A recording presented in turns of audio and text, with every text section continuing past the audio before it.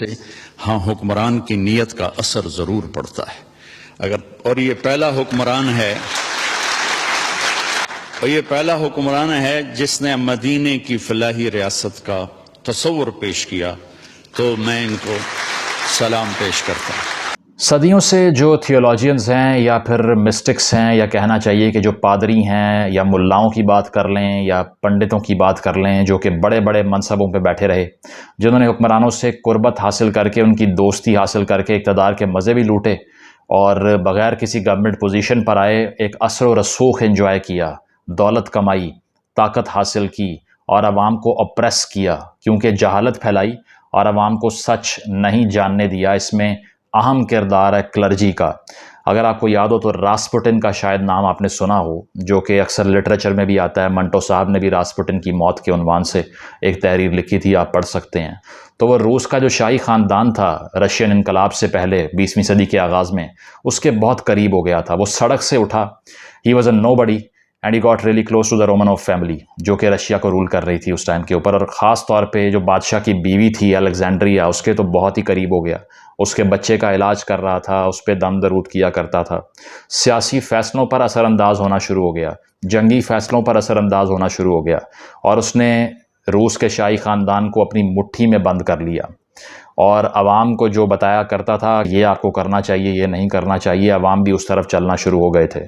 تو اس طرح سے اس نے اقتدار کے مزے لوٹے اور آخر میں اس کو اسیسینیٹ کیا گیا، مارا گیا، کیونکہ لوگ تنگ آ گئے تھے کہ ان لوگوں نے ہمیں اتنا اپریس کیا ہے، جنگوں میں دھکیلا ہے، اور خود یہ مزے لوٹ رہے ہیں دولت کے اور جو شاہی ویلتھ ہے اس کے. بہت سی مثالیں ایسی ملتی ہیں آپ کو. اور اگر پاکستان کی ہم بات کریں تو طارق جمیل صاحب کا نام آتا ہے اس میں، جو کہ ہمیشہ آپ کو بڑی بڑی پرومیننٹ شخصیات کے قریب نظر آتے ہیں. خواہ وہ ملک ریاض صاحب کی کوئی مسجد ہو جس کا افتتاح کرنا ہو، جس پہ انہوں نے قبضہ کیا ہوتا ہے، جس زمین کے اوپر اس پہ بنائی جاتی ہے، وہاں طارق جمیل صاحب پہنچتے ہیں. خواہ وہ ماسٹر ٹائلز والوں کی شادی ہو جہاں پر 10 لاکھ روپیہ لے کر وہ نکاح پڑھاتے ہیں، وہاں آپ کو وہ نظر آئیں گے جو شادی 200 کروڑ روپے کی شادی تھی. تو اتنے عیش و عشرت کے ماحول میں جہاں پر عاطف اسلم اور راحت فتح علی خان بھی تھے، وہاں آپ کو پرفارم کرتے ہوئے وہ دکھائی دیں گے. اس کے علاوہ وہ آپ کو عمران خان صاحب سے گلے ملتے ہوئے گرم جوشی سے نظر آئیں گے، ہاتھ جو ہے نا وہ کھول کے ان کو امبریس کریں گے جب بھی ملیں گے ان سے. لیکن آپ کو یہ نظر آئے گا کہ جب بھی کوئی عام آدمی ان کے قریب آنے کی کوشش کرتا ہے اور ہاتھ آگے کرتا ہے تو وہ کہتے ہیں کہ ہاتھ پیچھے کرو، پلوٹ نہ کرو مجھے.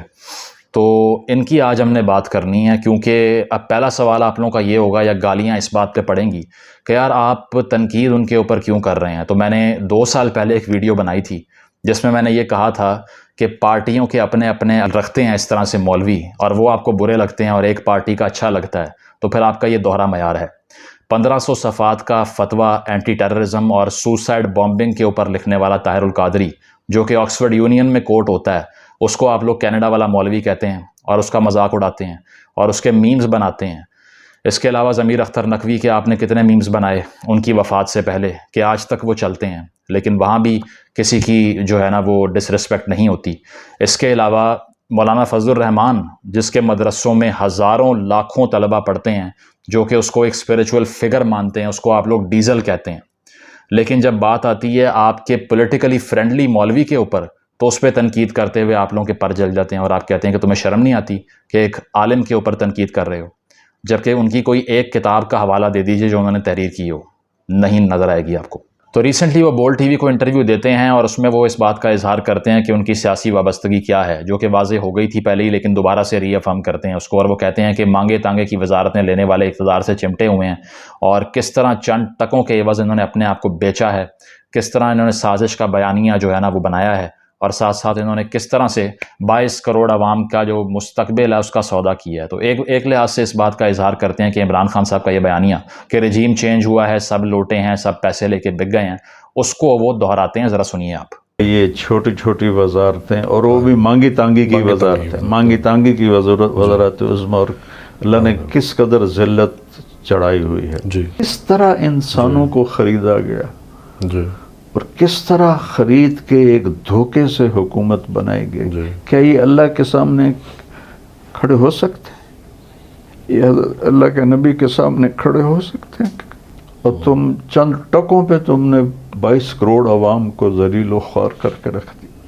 تو تو بات یہ ہے کہ آپ سے سوال صرف یہ ہے طارق جمیل صاحب کہ جب جہانگیر ترین صاحب کا جہاز جس پہ وہ جھولے دیا کرتے تھے ایم پی ایز کی بارات کو، اس ٹائم مانگے تانگے کی حکومت کس کی تھی؟ جب وہ ایک ایک حلقے سے جا کے آزاد امیدوار کو پکڑ کے لا کے انہوں نے بھیڑ بکریوں کو ایک استبل میں بند کیا تھا اور وہاں پہ پی ٹی آئی کی حکومت کو اناؤنس کروانے میں مدد کی تھی، اس ٹائم آپ کا مورالٹی کدھر تھی؟ اس ٹائم آپ نے کیوں تنقید نہیں کی کہ یہ بندے خریدے جا رہے ہیں؟ اس ٹائم آپ نے کیوں نہیں کہا ہارس ٹریڈنگ ہو رہی ہے؟ اس ٹائم آپ نے یہ کیوں نہیں کہا کہ یہ سارے لوگوں کو جن کو اکٹھا کیا گیا انہوں نے اپنے ایمان بیچے ہیں، یہ ضمیر فروش لوگ ہیں، 22 کروڑ عوام کا سودا کیا انہوں نے صرف اور صرف پیسے لے کر پارٹی کی وابستگی تبدیل کر لی ہے، یہ کیا منہ دکھائیں گے اللہ کو اور اس کے رسول کو؟ اس ٹائم آپ نے یہ سوال نہیں کیے. آپ نے یہ سوال اس وقت نہیں کیا جب 13 اکاؤنٹس تحریک انصاف کے چیئرمین نے چھپا کے جھوٹا حلف نامہ جمع کروا دیا الیکشن کمیشن میں اور بعد میں کہا مجھے پتہ ہی نہیں تھا یہ اکاؤنٹس کس کے تھے. ٹھیک ہے، آپ کو باقی سارے چور نظر آتے ہیں سوائے اپنے ارطغرل کے، تو پھر آپ یہ بھی مت ایکسپیکٹ کیا کریں کہ آپ کے اوپر تنقید نہیں ہو سکتی. اس کے ساتھ ساتھ اگر بات کی جائے آپ کے پہلے والے بیان کی جو آپ نے خان صاحب کی حکومت آنے کے فوراً بعد دیے تھے ٹیلی تھون کے اندر، تو اس میں بھی آپ یہی اظہار کر رہے تھے کہ یا اللہ تو نے ہمیں اجڑا چمن دیا، یعنی کہ تو نے عمران خان کو ایک اجڑا چمن دیا ہے جو ملک پہلے برباد ہو چکا ہے اور اب ہمارے پاس ایک سچا رہنما آیا ہے جو کہ اس کو ٹھیک کرے گا. تو G D P growth rate compare کر لیجئے 2018 میں اور 2022 میں کیا تھا جب وہ چھوڑ کر گئے ہیں. اس سے بھی یہ آپ نے واضح کیا کہ آپ کی پریجوڈس ہے، آپ کی ایک باعث ہے اس چیز کو لے کر کہ پہلے والی حکومتیں بری تھیں، یہ والی اچھی آ گئی ہے. ٹھیک ہے، اس کے ساتھ ساتھ آپ سے بی بی سی کے انٹرویو میں سوال ہوا کہ آپ نے خان صاحب کی تائید کیوں کی، تو آپ نے کہا کیونکہ وہ ہر وقت ریاست مدینہ کا نام لیتا ہے. آپ سے سوال ہوا کہ کیا انیشیٹوز، کیا اقدامات وہ کر رہے ہیں ریاست مدینہ کے لیے آپ کے نزدیک؟ آپ نے کہا مجھے کیا پتہ، میں ان کے ساتھ تو نہیں ہوتا. تو آپ کو جب معلوم ہی نہیں ہے کہ اقدامات وہ کیا کر رہے ہیں تو صرف ایک نعرے کی بنیاد پہ آپ نے ان کو گرین چٹ دے دی ہے کہ اب جو یہ کریں گے وہ عین اسلامی اصول ہے اور اس کے علاوہ سب برے ہیں. آپ نے کرونا وائرس کے دوران یہ فرمایا کہ ہماری بچیوں نے کپڑے اتار دیے، یہ کون ہے جو ہماری بیٹیوں کو نچوا رہا ہے؟ لیکن آپ نے یہ نہیں دیکھا کہ اس کے علاوہ جو مرد اس معاشرے میں جرائم کرتے پھرتے ہیں، جو بچوں کے ریپ یہاں پر مدارس کے اندر ہوتے ہیں، اس پہ کوئی بولنے والا نہیں ہوتا، اس پہ آپ کی طرف سے کبھی مذمت نہیں آتی. مذمت کی بات پہ آپ یہ کہتے ہیں ہم نیگیٹو بات نہیں کرتے، لیکن ساتھ ساتھ آپ یہ بھی بتا دیتے ہیں کہ پہلے اجڑا چمن تھا اور اب صحیح ہو چکا ہے، پہلے حکمران برے تھے اب اچھے ہو چکے ہیں. جہانگیر ترین کا جہاز حلال تھا، لیکن جو 2022 کے اندر رجیم چینج ہوا ہے اس میں سب نے ضمیروں کے سودے کر لی ہیں. کورونا وائرس کے حوالے سے بھی آپ نے یہاں پہ شدید اینٹی سائنٹیفک بیہیویئر کو پھیلانے میں مرکزی کردار ادا کیا. آپ نے یہ کہا کہ اس کا حل یہ ہے کہ نظر نیچے کریں، لیکن بعد میں جیب آپ نے خود بھی لگوا لیا. ٹھیک ہے، اور آپ نے کہا کہ یہ اسی لیے پھیلا ہے کہ یہاں بچیوں نے کپڑے اتار دیے ہیں اور وہ ننگی ناچ رہی ہیں، جو کہ ہم نے نہیں دیکھا پاکستان میں کہیں ہوتے ہوئے. لیکن پہلے سب سے بڑے 2 سورسز جہاں سے کووڈ انٹر ہوا تھا پاکستان کے اندر، وہ ایک تبلیغی جماعت تھی اور ایک تفتان بارڈر تھا، جہاں پر دونوں جگہ پہ ایسا کوئی عنصر پایا نہیں جاتا جس کا آپ الزام لگا رہے تھے. ٹھیک ہے، تو اس طرح کی جو مائنڈ سیٹ ہے یہ ہمیں ڈارک ایجز میں لے کر جاتا ہے. یہ وہ لوگ ہیں جنہوں نے ہمیں مینٹلی اوپریس کیا ہوا ہے. ایک تو سیاسی رہنما ہوتے ہیں یا جرنیل ہوتے ہیں جو یہاں پر مارشل لاز لگاتے رہے ہیں اور جو ظلم عوام کے اوپر پریکٹیکلی کرتے رہے ہیں، کوڑے مارتے رہے ہیں، ان کی زبانیں بند کرتے رہے ہیں. لیکن سب سے بڑا ظلم یہ ہے کہ اگنورنس پھیلائی جائے، یہاں پہ دماغوں کو بند کیا جائے، روشنی کو دور کر دیا جائے، علم کی بات نہ کی جائے، ترقی کی، سائنس کی بات نہ کی جائے. اور مذہب کی بھی آپ نے بات کرنی ہے تو آپ اشرافیہ کے محلات میں پھر کے مذہب کو پھیلائیں گے. کیا آپ کو وہ علماء یاد نہیں ہیں امام جعفر صادق کی طرح کے، جنہوں نے ریاست نے جب کہا کہ اس بات پہ فتویٰ دو، انہوں نے کہا نہیں دینا میں نے، ان کو جیلوں میں بند کیا گیا، ان پہ آپریشن ہوا، گردنیں کٹیں علماء کرام کی، لیکن انہوں نے پھر بھی یہی کہا کہ ہمارا جو ریلیجس ایجنڈا ہے ہم اس کے اوپر کھڑے ہوئے ہیں، ہم پرنسپل کے اوپر کھڑے ہوئے ہیں. لیکن آپ تو حکمرانوں کے محلوں میں نظر آتے ہیں. تو آپ ایک معروف بزنس مین ہیں جنہوں نے ہمیشہ سے سیاسی اثر و رسوخ کا استعمال کیا ہے اور اس کے ساتھ ساتھ آپ نے اوپریس کیا لوگوں کو. اور یہ بھی آپ نے بات یہاں پر پھیلائی ہے کہ حکمران کون سا صحیح ہے کون سا نہیں ہے. آپ لوگ سوچ رہے ہوں گے کیوں وہ ایسا کرتے ہیں، تو ان کی کوئی خان صاحب سے کوئی سیاسی وابستگی نہیں ہے، نہ وہ کوئی بہت زیادہ ان سے آنیسٹلی یہ بات کرتے ہوں گے کہ میں آپ کے ساتھ ہوں. وہ صرف یہ دیکھتے ہیں کہ عوام کا بڑا حصہ کس کے ساتھ ہے، اگر اس کے ساتھ الیجنس شو کر دی جائے تو وہ عوام خود ہی آپ کی جانب آ جائیں گے. تو اتنی سی بات ہے بس. تو فریڈرک نیچے کہتا ہے نا کہ so as long as the priest, the denier and the poisoner of life by profession still counts as a higher kind of human being, there can be no answer to the question, what is truth? وہ کہتا ہے کہ جب تک ہم نے اس orthodox اور